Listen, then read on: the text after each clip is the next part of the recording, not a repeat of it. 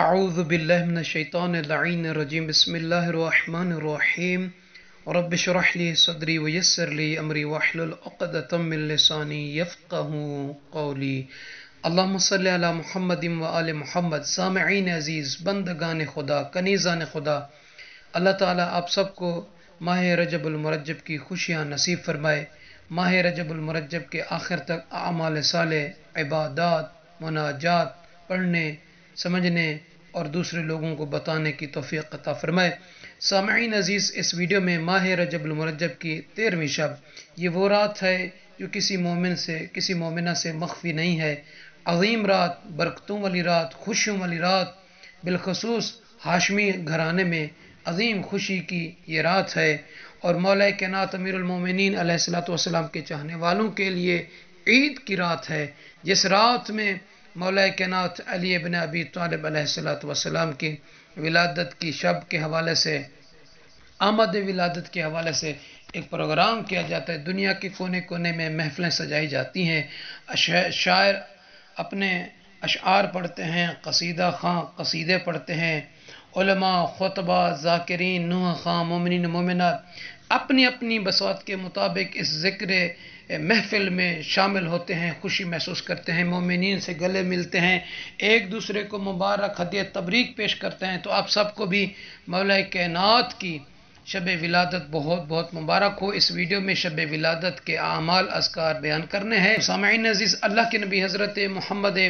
مصطفیٰ صلی اللہ علیہ وآلہ وسلم اپنے فرمان مبارک میں ارشاد فرما رہے ہیں، وَمَنْ صَلَّى فِي اللَّيْلَةِ الثَّالِثَةِ عَشَرَ، جو شخص، جو کنیز 13ویں ماہ رجب المرجب کی نماز پڑھے۔ یا رسول اللہ کتنی رکعت ہے؟ فرماتے ہیں 10 رکعات، 10 رکعت نماز ہے۔ طریقہ سامعین عزیز اس طریقے سے نیت یہ کرنی پڑے گی کہ 2 رکعت نماز ماہ رجب المرجب کی 13ویں شب کی پڑھتا ہوں یا پڑھتی ہوں قربتاً الی اللہ۔ یہ 10 رکعت نماز ہے، 2 کر کے پڑھنی ہے، یعنی 10 رکعت ہے، 5 مرتبہ پڑھنا ہے۔ تو ہر رکعت میں الحمد کے بعد، پہلی رکعت میں الحمد کے بعد سورہ عادیات کو 1 مرتبہ، اور دوسری رکعت میں الحمد کے بعد سورہ الہاکم التکاثر کو 1 مرتبہ پڑھنا ہے۔ یا رسول اللہ اس کا اجر کیا ہے؟ فرماتے ہیں غفر اللہ لہ ذنوبہ، اس نماز پڑھنے والے کے اللہ تعالیٰ گناہوں کو معاف کر دے گا۔ وَإِن كَانَ عَاقًا لِوَالِدَيْهِ، اگرچہ وہ والدین کا عاق ہوگا، رضی اللہ سبحانہ وتعالی عنہ، تو اللہ تعالیٰ اس سے راضی ہوگا۔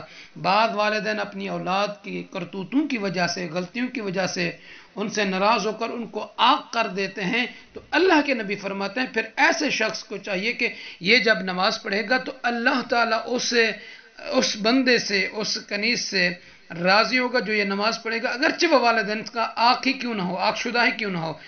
دوسری یہ فضیلت ہے کہ منکر نکیر اس کے قریب نہیں جائیں گے اور اس سے پوچھیں گے نہیں۔ تیسرا اجر و ثواب یہ ہے، وَيَمُرُّ عَلَى الصِّرَاطِ كَالْبَرْقِ الْخَاطِفِ، جیسے بجلی چمکتی ہے جس رفتار سے، اس رفتار سے وہ برود قیامت پل صراط سے گزرے گا۔ وَيُعْطِي كِتَابَهُ بِيَمِينِهِ، جب محشر برپا ہوگی تو نامہ اعمال دیے جائیں گے، اس وقت اللہ تعالیٰ نیکیوں کے اعمال جو اس کے دائیں ہاتھ میں دے گا۔